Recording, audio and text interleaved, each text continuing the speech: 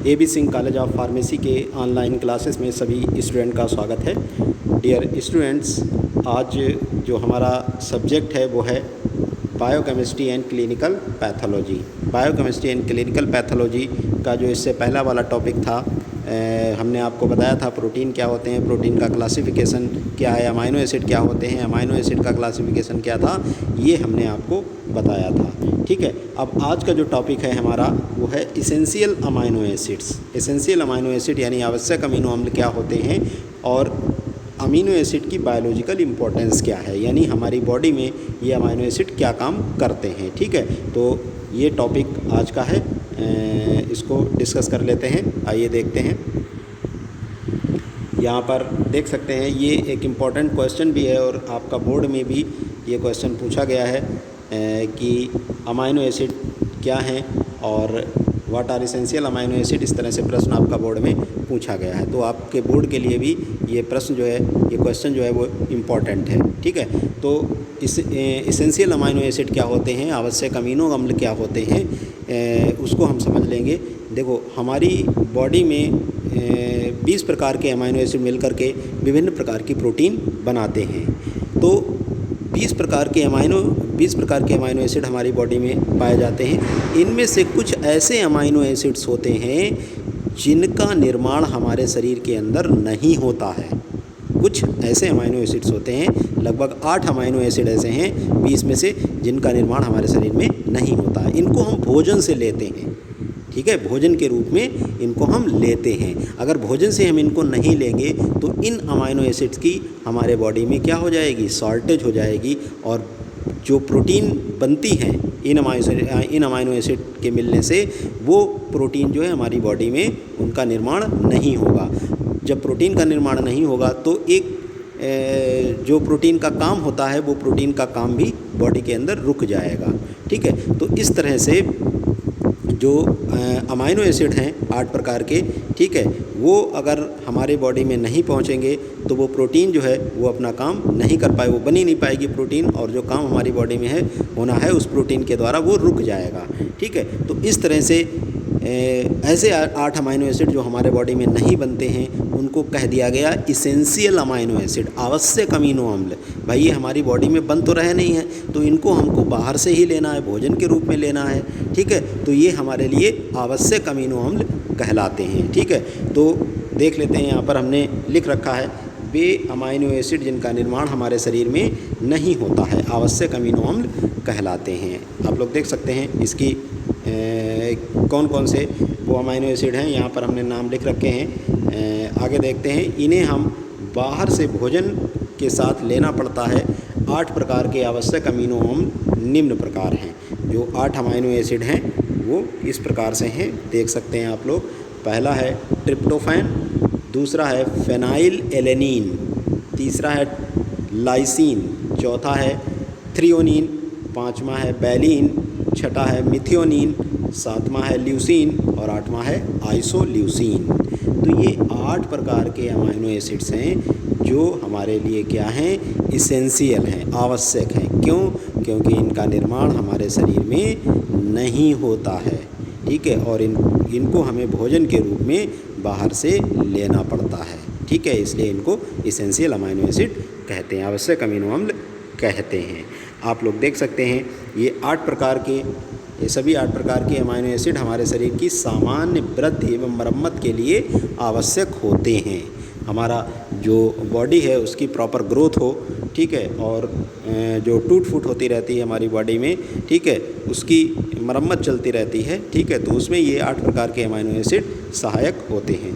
किसी भी प्रोटीन की न्यूट्रिशनल वैल्यू उसमें उपस्थित आवश्यक अमीनो एसिड पर निर्भर करती है। न्यूट्रिशनल वैल्यू यानी उसका पोषक मान जो है किसी भी प्रोटीन का, कोई भी प्रोटीन कितनी इम्पॉर्टेंट है हमारे लिए, ये कैसे पता चलेगा? ये पता चलता है कि उसके अंदर कितने ज़्यादा से ज़्यादा इसेंशियल अमाइनो एसिड प्रेजेंट हैं। हमने आपको बताया था कि प्रोटीन की जो संरचना होती है वो कैसे बनी होती है, उसमें बहुत सारे अमाइनो एसिड ऐसे आपस में जुड़ते चले जाते हैं और एक चेन बनती है, ठीक है, वो पूरी चेन प्रोटीन कहलाती है, ठीक है। और ये आपस में बीच में बॉन्ड होते हैं, इनको हमने कहा था पेप्टाइड बॉन्ड। पेप्टाइड बॉन्ड से आपस में अमाइनो एसिड जुड़े रहते हैं, ठीक है। तो न्यूट्रिशनल वैल्यू जो है किसी भी प्रोटीन की, वो कैसे हम जानेंगे कि कोई अच्छी प्रोटीन है या ख़राब प्रोटीन है, कैसे पता चलेगा कि उसमें इसेंशियल अमाइनो एसिड कितने हैं। जितने ही ज़्यादा उस प्रोटीन के अंदर इसेंशियल अमाइनो एसिड प्रेजेंट होंगे, वो प्रोटीन उतनी ही अच्छी मानी जाएगी, ठीक है। तो जैसे कि यहाँ पर हमने दे रखा है, मिल्क की केसीन प्रोटीन में सभी प्रकार के आवश्यक अमीनो एसिड उपस्थित होते हैं। जो केसीन प्रोटीन होती है मिल्क की, उसमें सभी प्रकार के इसेंशियल अमीनो एसिड पाए जाते हैं। इसलिए दूध को क्या कहा गया है, एक संपूर्ण आहार कहा गया है, क्योंकि उसमें जो प्रोटीन प्रेजेंट होती है वो प्रोटीन, अन्य तत्व तो होते ही हैं, साथ में जो प्रोटीन होती है वो भी कैसी है, हमारी अच्छी क्वालिटी की है। क्यों? क्योंकि उसके अंदर सारे के सारे इसेंशियल अमाइनो एसिड प्रेजेंट हैं। ये 8 प्रकार के जो अमाइनो एसिड हैं हमने ऊपर बताए हैं, ये 8 प्रकार के अमाइनो एसिड केसीन प्रोटीन के अंदर पाए जाते हैं। इसलिए ये कैसी प्रोटीन कहलाती है, कंप्लीट प्रोटीन कहलाती है, ठीक है। इसी तरीके से मक्का की ग्लाइडिन प्रोटीन में ट्रिप्टोफैन अमाइनो एसिड नहीं होता है, ठीक है। ये 8 प्रकार के जो एसेंशियल अमाइनो एसिड हैं, उसमें एक अमाइनो एसिड है ट्रिप्टोफैन। ये ट्रिप्टोफैन अमाइनो एसिड जो मक्का की ग्लाइडिन प्रोटीन होती है उसके अंदर ये नहीं पाया जाता है। इस तरह से जो मक्का की जो ग्लाइडिन प्रोटीन है वो कैसी प्रोटीन है, इनकम्प्लीट प्रोटीन है, ठीक है, वो पूर्ण प्रोटीन नहीं कही जाएगी, ठीक है। जबकि केसीन प्रोटीन में 8 प्रकार के अमाइनो एसिड प्रेजेंट होते हैं, उसको हम कंप्लीट प्रोटीन कहते हैं। तो जो कंप्लीट प्रोटीन होती हैं वो अच्छी होती हैं हमारी बॉडी के लिए, ठीक है। क्यों? क्योंकि जो एसेंशियल अमाइनो एसिड जो 8 बॉडी में नहीं बन रहे हैं, बाहर से भोजन के रूप में केसीन प्रोटीन लेंगे या कोई अन्य प्रोटीन जो कंप्लीट प्रोटीन है उसको लेंगे, तो वो हमारी बॉडी में उन 8 एसेंशियल अमाइनो एसिड की पूर्ति कर देगा, ठीक है। तो ये हैं आपके इसेंशियल अमाइनो एसिड, बहुत आसान है, ठीक है। इसेंशियल अमाइनो एसिड आपको नाम याद रखने पड़ेंगे, ये 8 हैं, tyrosine, tryptophan, phenylalanine, lysine, threonine, valine, methionine, leucine, isoleucine, ठीक है। ये 8 प्रकार के amino acid essential amino acid कहलाते हैं। क्यों कहलाते हैं? क्योंकि इनका निर्माण हमारे शरीर में नहीं होता है, इनको भोजन के रूप में हमें बाहर से लेना पड़ता है। अब हम लोग जो इसी का जो दूसरा था अमाइनो एसिड की इम्पोर्टेंस, बायोलॉजिकल इम्पोर्टेंस क्या है, ठीक है, जैविक महत्व क्या है हमारे शरीर में अमाइनो एसिड का, उसके बारे में डिस्कस कर लेते हैं। यहाँ पर आप देख सकते हैं ये क्वेश्चन भी इम्पोर्टेंट है और ये भी बोर्ड में आपका पूछा गया है कि अमीनो अम्ल के जैविक महत्व को बताइए, ठीक है। यहाँ पर आप लोग देख सकते हैं give biological importance of amino acid. अगर ऐसे प्रश्न पूछा जाता है तो उसके बारे में आपको बताना है कि अमीनो एसिड्स हमारी बॉडी में क्या क्या काम करते हैं, ठीक है। तो यहाँ पर आप लोग देख सकते हैं हमने इसको पॉइंट वाइज इसके जैविक महत्व को लिख रखा है, बायोलॉजिकल इंपॉर्टेंस को पॉइंट वाइज लिख रखा है। तो आप लोग इनको समझ लेंगे एक एक पॉइंट्स को। यहाँ देख लेंगे पहला पॉइंट क्या है, कुछ अमीनो एसिड शरीर में कार्बोहाइड्रेट में बदल जाते हैं। कुछ अमीनो एसिड ऐसे होते हैं जो कार्बोहाइड्रेट में बदल करके एनर्जी प्रोड्यूस करने का काम करते हैं, जैसे ग्लाइसिन है, एलेनिन है। ये 2 अमीनो एसिड ऐसे हैं जो किस में बदल जाएंगे, कार्बोहाइड्रेट में भी बदल सकते हैं।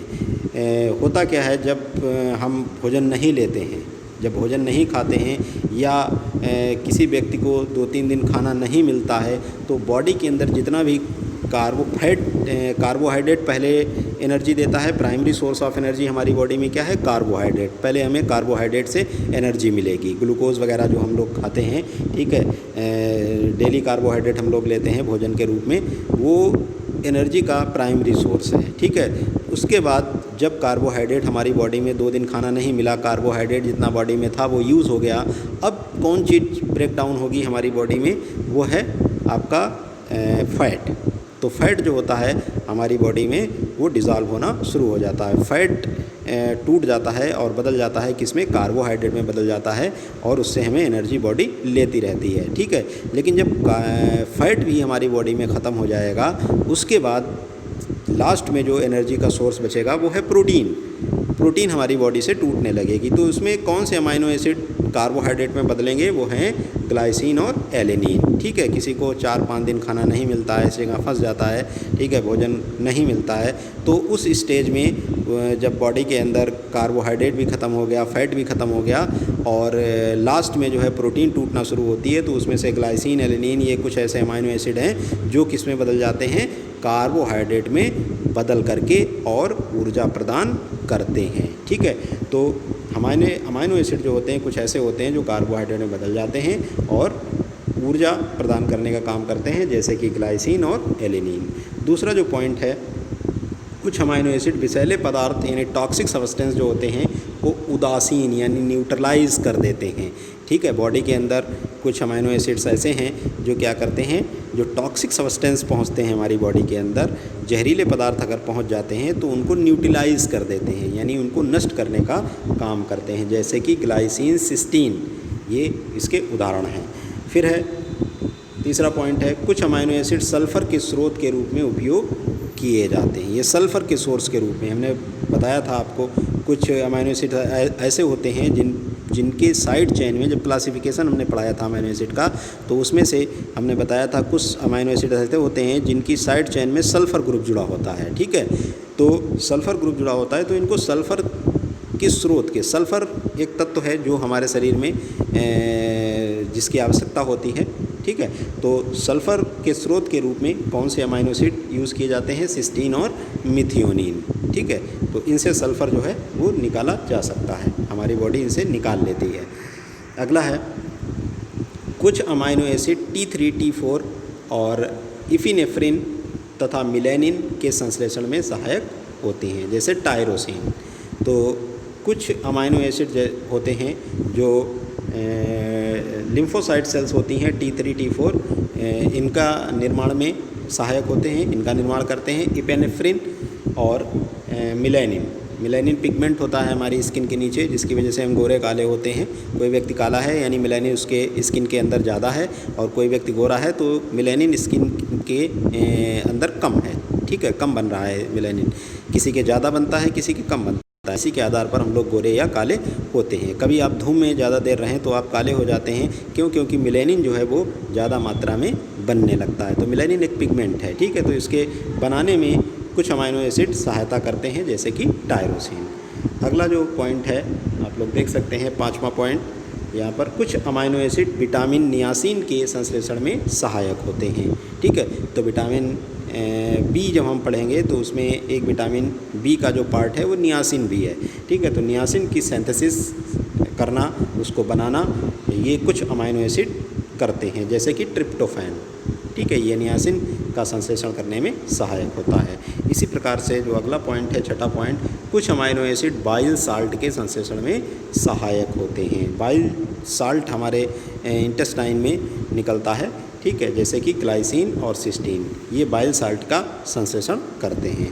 अगला है 7वां पॉइंट है, आप लोग देख सकते हैं, कुछ अमाइनो एसिड हिस्टामिन के संश्लेषण में सहायक होते हैं।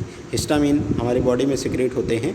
ठीक है, तो इनका संश्लेषण भी कुछ अमाइनो एसिड करते हैं। ठीक है, अगला है, कुछ अमाइनो एसिड हीम प्रोटीन के संश्लेषण में सहायक होते हैं, जैसे ग्लाइसिन। हीम प्रोटीन जो होती है वो हमारे ब्लड के अंदर पाई जाती है, और इसके संश्लेषण में कुछ अमाइनो एसिड हेल्प करते हैं। प्रोटीन सभी जो हैं लगभग अमाइनो एसिड के द्वारा ही बनती हैं, तो ग्लाइसिन जो है ये हीम प्रोटीन में ज़्यादा मात्रा में पाया जाता है। ठीक है, ये प्रोटीन हीम प्रोटीन के संश्लेषण में सहायक होता है। अगला है